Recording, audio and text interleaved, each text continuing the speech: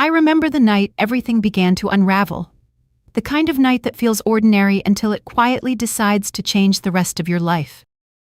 The kitchen smelled faintly of cinnamon and dish soap, the way it always did after dinner, and the clock on the wall ticked like a metronome of all the years Julian and I had shared.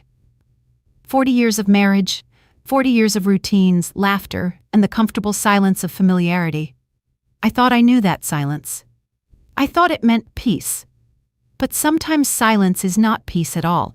It's the sound of something breaking so quietly that you can't hear it until it's too late. That evening, Julian had come home late again, his tie loose, his eyes heavy, mumbling something about a business meeting that ran over. I smiled like I always did, kissed his cheek, and told myself it was just another long day for a tired man. When he went upstairs to shower, I stayed behind, collecting his things, the way a wife does without even thinking. I picked up his keys, his wallet, and his phone, still glowing with a faint light on the screen. He never used email, said it confused him. Yet there it was, an unread message that pulsed softly like a heartbeat. Out of habit, I tapped it open, expecting maybe a receipt or one of those newsletters he never unsubscribed from. Instead, I saw a sentence that shattered 40 years of certainty. "You were incredible tonight, Dad." For a long moment, I just stared. I felt the kitchen tilt, the world go strangely quiet. Dad, that word, so innocent, so loaded, so wrong in that context, burned itself into my brain. Who would call him that? And why tonight? I closed the phone gently, like returning a weapon to its case. Sleep wouldn't come that night. I lay beside Julian while he snored softly, the sound that once comforted me now like the ticking of a bomb. Every inhale, every sigh, felt like proof of his secret. My thoughts raced through memories, business trips, unexplained absences, the perfume I'd smelled once on his collar that he brushed off as a colleague's perfume. I had dismissed them all because that's what love does. It makes excuses for what hurts. When dawn came, I went to the garage, driven by an instinct I couldn't name. His old SUV sat there, still smelling faintly of gasoline and stale air. I opened the glove compartment and there it was, a half-used tube of lubricant. My heart stopped. It was such an intimate, ordinary object, and yet in that moment it was more damning than any photograph or confession. My hands shook as I held it. We hadn't touched each other that way in years. He had said he was tired, that men his age lost the urge. So who was this for? I placed it back exactly as I'd found it, wiping my fingerprints off with a tissue. I didn't scream or cry. Something deeper than emotion took over, a cold, methodical clarity. I took pictures. The email, the receipt from the steakhouse 2 hours away, the tube, the perfume-soaked napkins under the seat. Evidence. Proof. The kind that could silence doubt when the time came. That afternoon, as Julian left for another meeting, I called an old friend, Mrs. Miller, who years ago had once whispered over coffee that if I ever needed to find out a truth too painful to see on my own, she knew a man who could help. I had laughed then, saying I'd never need such a thing. Now my voice trembled as I asked for his number. She didn't ask questions. She understood the kind of silence that hides betrayal. 2 hours later, I sat in a small cafe with the blinds half drawn, the smell of roasted beans filling the air. Across from me sat Thomas, a private investigator with calm eyes that seemed to have seen everything. I handed him a small flash drive containing the photos and said softly, "I think my husband is cheating on me." The words left my mouth like glass. He nodded, took notes, and promised to contact me soon. I left the cafe feeling both lighter and heavier. Lighter because the secret was no longer mine alone, heavier because I knew the truth was coming, and the truth never arrives quietly. That night, I worked late at my bakery, the place that had been my pride, my independence, my proof that I could build something real. The smell of flour and sugar should have comforted me, but instead it reminded me of how many times Julian had said, "Don't overwork, Juliet. You've already done enough," as though my success were just a hobby. My phone buzzed close to midnight. A message from Thomas. "He's with a woman. I'll send photos." My stomach turned. When I opened the images, my knees nearly gave out. Julian stood outside a restaurant I knew, one that was too expensive for work dinners. He was laughing, his hand resting on the small of a woman's back. The woman turned slightly toward the camera, her face caught by the glow of the streetlight. It was Allison, my daughter-in-law, Daniel's wife. My breath caught, my mind refused to accept it. No, I thought, not her. She had been like a daughter to me. I had taught her our family recipes, celebrated her birthdays, held her hand when she cried the night Daniel was deployed, and now she was holding my husband's hand. The betrayal was so layered that my heart couldn't decide which wound hurt more, the infidelity or the incestuous cruelty. I spent the night pacing, staring at those photos until my eyes ached. The following days blurred into a kind of nightmare. More evidence arrived, videos, timestamps, hotel entries, even a balcony kiss that froze my soul. In one video, Julian brushed Allison's hair behind her ear and laughed in a way I hadn't heard in decades. I played it again and again, punishing myself, as if repetition could make disbelief dissolve.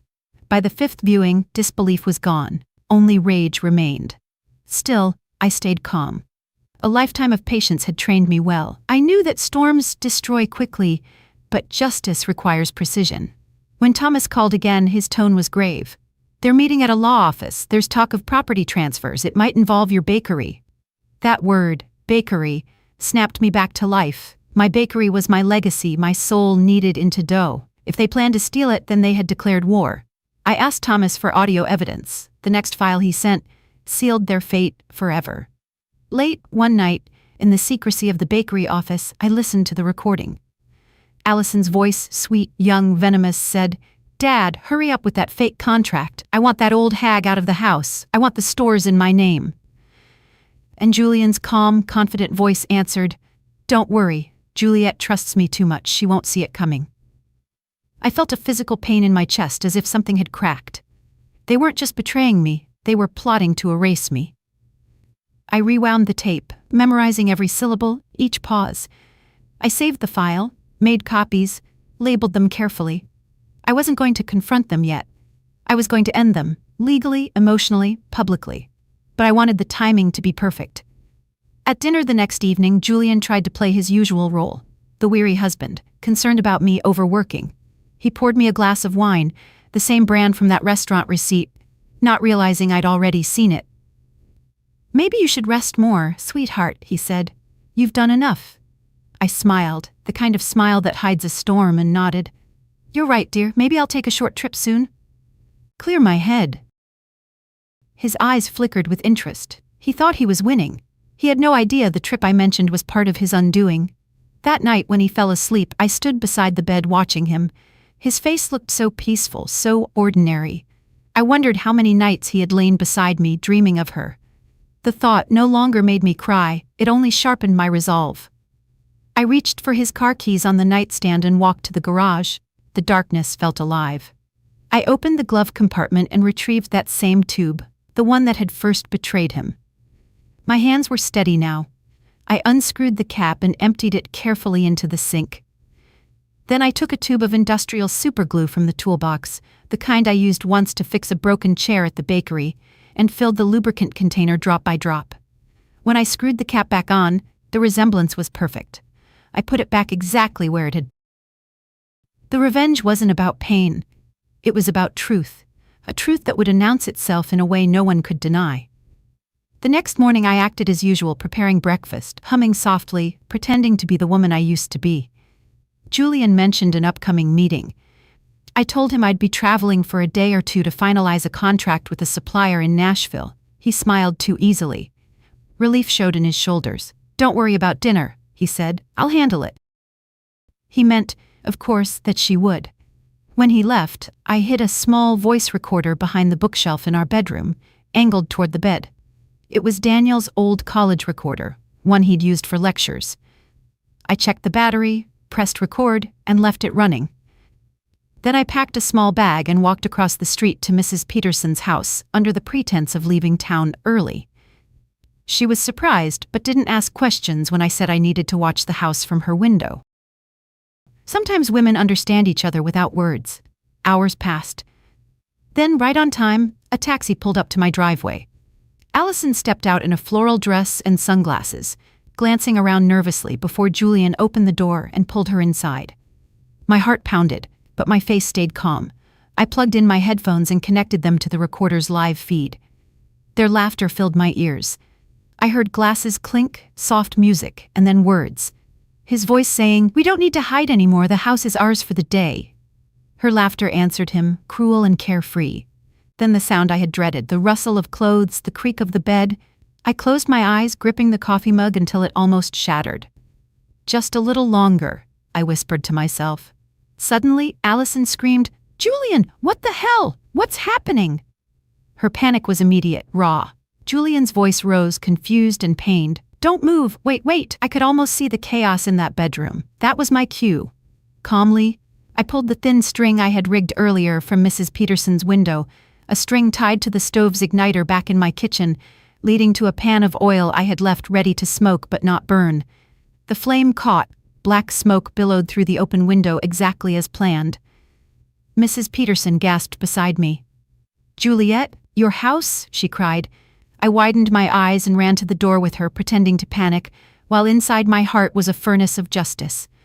Within minutes, neighbors filled the street, shouting, calling for help. "Juliet's house is on fire," someone screamed. The fire truck's siren echoed, growing louder until it stopped in front of my house. I froze when I saw the driver leap out. It was Daniel, my son, my beautiful, brave son, still unaware of the monstrous betrayal waiting inside. He commanded his team, voice firm, breaking through the front door. I wanted to stop him, to protect him from the sight, but there was no turning back. Through the smoke and confusion, shouts erupted, shock, disbelief, disgust. Then Daniel's voice, low and broken. What is this?" The men behind him went silent. One whispered, "Oh my God." I knew what they were seeing. Julian and Allison trapped in a grotesque embrace, glued together by their own deceit, screaming for help as my son stood in the doorway of his ruined innocence. The fire itself was minor, quickly extinguished, but the damage was already done. And this kind of fire doesn't go out with water. The neighbors gathered outside, gossip spreading faster than smoke. "Father-in-law and daughter-in-law," someone shouted. What a disgrace. Phones were out, videos recorded. The world would soon know. Daniel's men carried them out wrapped in sheets, their faces pale with shame, their bodies trembling with pain. Allison cried out, begging them to hide her face. Julian groaned, humiliated beyond words. And I watched from a distance, the way one watches the end of a long, terrible movie. I didn't feel triumph, only finality, the inevitable conclusion to years of lies. When the ambulance drove away, the street fell into uneasy silence. Mrs. Peterson looked at me, eyes wide with suspicion and pity. "Juliet, you knew, didn't you?" she asked softly. I met her gaze and said nothing. Some truths don't need confirmation. They simply stand on their own, undeniable and complete. The hospital corridors smelled of antiseptic and shame. When the ambulance doors swung open, the two of them were still tangled in a sheet, faces flushed with pain and humiliation, a grotesque portrait of the secret they had tried to keep hidden. I followed at a distance, moving like a ghost behind the stretcher wheels. Nurses whispered, not because they recognized them, but because scandal always has its own scent.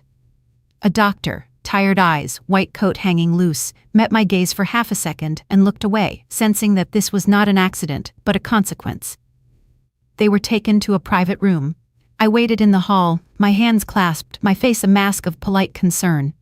When the nurse finally brought 2 tubes of soothing ointment, I thanked her softly, slid the real medicine into my purse and replaced them with the mustard I had prepared that morning.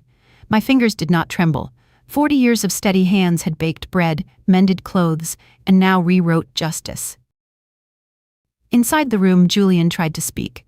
"Juliet, please, let me explain." I placed the swap tube on the bedside table like a peace offering, smiled faintly, and walked out before his excuses could form. Minutes later, the hall filled with screams, sharp, desperate, animal. The nurse rushed past me. I merely looked up at the ceiling tiles, counting them slowly. 10, 11, 12. Sometimes numbers are the only prayer left to keep you steady. By the time order returned, the hospital buzzed with gossip. Someone had leaked the fire rescue video. The city that had once known me only for my pastries now whispered my name as the woman whose husband and daughter-in-law had been caught in bed, glued together like sinners, in a cautionary tale. People said it with disbelief, pity, sometimes admiration. But none of it reached me. All I could see was Daniel, my son, pacing outside the room, his uniform still smelling of smoke, his face carved with disbelief. I approached slowly. "Mom," he said without looking up, "why did it have to be them?" His voice cracked. I placed my hand on his arm. "Because truth doesn't ask for permission, darling. It just arrives." He nodded once, swallowed hard, and together we walked into the room where everything that had once been our family lay in ruins. Julian's skin was blistered where the glue had been pried apart. Allison sat hunched on her bed, eyes swollen from tears. I felt no satisfaction, only a weary calm, the kind that comes after a storm finally spends itself. I opened my purse, took out an envelope, and placed it between them. Inside were divorce papers, property titles, and a letter transferring the bakery fully to my name. "Sign these," I said evenly, "and you'll never have to see me again." Julian stared at me, mouth trembling. "Juliet, I didn't mean for it to go this far." I almost laughed. It always goes this far when people believe they won't get caught. Allison tried to reach for Daniel, pleading, "Please, I made a mistake. I was lonely." Daniel stepped back as if burned. "Don't," he said, his voice hollow. "Don't call it loneliness. Call it what it is." He left the room before she could reply. Julian signed first, hands shaking. The pen scraped against the paper like a confession. Allison followed, sobbing silently. I took the papers, slipped them back into the envelope, and said the only words left between us: "You both destroyed everything you touched. Now you can live with what's left." Then I turned and walked out, never once looking back. Outside, the autumn air felt lighter than it had in months. My lungs filled deeply for the first time since the night I opened that email. I didn't cry. Tears would have been a kindness to them, and they deserved none. Daniel waited by the parking lot, leaning against his truck, his eyes red but dry. When he saw me, he straightened and tried to smile. "Come on, Mom. Let's go home." Home. The word still meant something, even if the walls had witnessed betrayal. We drove in silence, the road unrolling like a ribbon of quiet absolution. At a red light, he finally said, "You knew what you were doing, didn't you?" I met his gaze. "Every step," I answered. He nodded slowly. "Then I'm glad you did." The following weeks passed in a strange, suspended calm. The bakery reopened 2 days after the fire. Customers came in out of curiosity at first, then out of loyalty. Mrs. Peterson helped me restock the shelves, pretending not to notice the reporters who lingered across the street. The smell of fresh bread filled the air again, sweeter than any rumor. People whispered that I was strong, that I had handled it with dignity. But strength is just what you call a woman who has run out of other choices. I worked longer hours, kneading dough until my arms ached, finding therapy in the rhythm of creation. Every loaf that rose in the oven felt like a small resurrection. Daniel moved into the spare room, bringing with him the quiet heaviness of someone trying to rebuild from ashes. He helped with deliveries, fixed shelves, mended the squeaky front door. We spoke little about Julian or Allison. Silence became our truce. But one night, as we sat eating dinner, he looked up and said, "Mom, I keep replaying that day. I don't think I'll ever forget it." I reached across the table, covering his hand with mine. "You shouldn't forget," I said softly. "But don't let it define you. Sometimes pain is the tuition we pay for wisdom." He smiled faintly, the first real smile I'd seen on his face in weeks. Rumors eventually gave way to new scandals. The town moved on, as towns always do. Julian sold his share of everything and disappeared. I heard he left for another state, maybe with Allison, maybe alone. I didn't care to know. Their names became like dust in my mouth, once familiar, now meaningless. What mattered was that my world, though smaller, was finally honest. With the bakery thriving again, I joined a small women's group at the community center. We cooked, laughed, and shared stories of heartbreak and endurance. One of them, a widow named Maria, said, "Juliet, you make the best flan in the county." I laughed, surprised at the warmth in my own voice. "It's all about patience," I told her. "Sweetness takes time to settle." The other women nodded, not realizing how much truth hid in that recipe. On Sundays, I began attending church again. I didn't go for forgiveness, I had nothing to repent for, but to sit in the stillness of stained glass light and thank God for giving me the courage to end what was killing me. I prayed for Daniel's healing and for the strength to remain kind despite everything. Months later, a letter arrived. No return address, just my name written in Julian's old handwriting. Inside was a single sheet. "I'm sorry. You were always better than me. Please take care of our son." I stared at it for a long time, then folded it neatly and placed it in the back of a recipe book. Some apologies don't deserve answers, they deserve silence. Seasons changed, the bakery expanded. We opened a small second branch managed by Daniel. Watching him with customers, smiling again, filled me with quiet pride. Sometimes people still mention the old scandal. Curiosity never dies completely, but I no longer flinched. Yes, I would say evenly. That was a long time ago. We learned from it. And I meant it. The past had become a story, and I was its author, not its victim. There were moments, late at night, when memories crept back. The laughter I once believed in, the comfort of a shared bed, the way Julian used to bring me coffee while I worked. But grief eventually loses its edge. It becomes a dull echo reminding you that you once loved deeply enough to be wounded. I didn't wish him harm anymore. Justice had already been done, not by cruelty but by truth exposing itself to the world. One evening, Daniel returned from work carrying a small bouquet of wildflowers. "For you," he said shyly, "the bakery's second branch just hit record sales." I took the flowers, smiling. "Your father would have been proud," I said before I could stop myself. Daniel paused, then answered gently, "No, Mom, you should be proud. You built this." He only tried to steal it. His words warmed something in me that I thought had turned to stone. I hugged him, and for the first time in months, I let a tear fall. Not of sorrow, but of relief. From that day on, life settled into a new rhythm. I woke before dawn, brewed strong coffee, opened the shop, and watched the first light touch the window panes. The ovens hummed like old friends. Sometimes Mrs. Peterson would stop by, always curious. "Juliet," she said one morning while buying pastries, "do you ever regret what you did?" I looked at her carefully. "No," I said, "because what I did was the only thing that could wake the world to the truth, and sometimes truth needs a little smoke." She laughed, shaking her head. "You're something else, dear." "No," I replied softly, "I'm just finally myself." Years later, when people tell the story, they turn it into legend. The betrayed wife who exposed her husband and daughter-in-law, the bakery woman who outsmarted them both. They leave out the quiet mornings, the rebuilding, the forgiveness that came not from love, but from exhaustion. But that's all right. Every legend needs a clean ending, and mine is simple. I survived. I kept my name, my home, my work, and my dignity. The rest was never worth keeping. If you've listened to my story this far, let it remind you of something vital. Betrayal may bruise the heart, but it does not define it. There will always be those who mistake kindness for weakness, trust for ignorance, patience for blindness. Let them. Because when truth finally stands up, it does not shout, it simply reveals. And revelation is the loudest justice there is. Today, the bell over my bakery door still rings from dawn until dusk. Children press their noses to the glass, eager for sweets.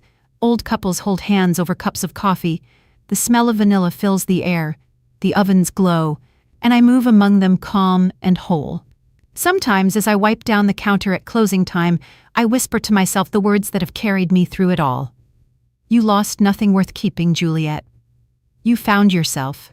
And then I switch off the lights, lock the door, and step into the quiet evening knowing that peace, once earned, never leaves again. Did you like my story? And from which city are you listening tonight? Share your thoughts in the comments. I always love hearing where my words travel.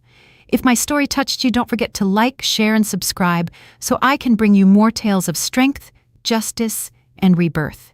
Thank you for listening, and until our next story, remember, truth may hurt, but it also heals. With love and respect.